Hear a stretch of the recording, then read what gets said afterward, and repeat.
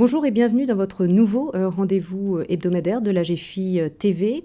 Au sommaire de cette émission, les événements qui ont ponctué cette semaine et le chiffre à retenir. La chronique sera consacrée à la montée de l'activisme en Europe avec notamment le cas Elliot.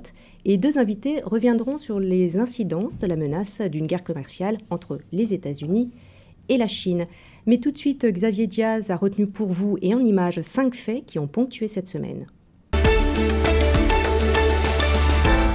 Xavier, bonjour. Le premier temps fort de cette semaine que vous avez sélectionné, c'est l'impact boursier de l'échange de politesse entre Pékin et Washington. Oui, bonjour Valérie. Les places boursières ont marqué une pause cette semaine après leur récente correction.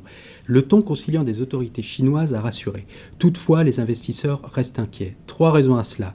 Une croissance qui plafonne, les GAFA en pleine tournante et surtout la menace d'une guerre commerciale. Conséquence, la volatilité reste à des niveaux élevés. Est-ce que cette incertitude peut perdurer ? Oui, ce sera une bataille de longue haleine. En filigrane de cette guerre commerciale entre Washington et Pékin, c'est bien une bataille pour le leadership technologique qui se joue. L'Union européenne lance 6 fonds de fonds pour aider les startups et soutenir le capital risque. Elle, qu'on dit incapable de créer des géants mondiaux dans la technologie, va lancer 6 fonds privés pour aider les startups européennes à grandir sans s'exiler. Sans s'exiler, alors quelle puissance de feu pour ce nouveau programme, Xavier ? Ces 6 fonds seront dotés de 400 millions d'euros sur le budget européen et pourront investir jusqu'à 6,5 milliards dans 1500 jeunes pousses. Le montant reste toutefois limité face aux 40 milliards investis chaque année par les capital riskers américains. L'UE réfléchit déjà à d'autres initiatives.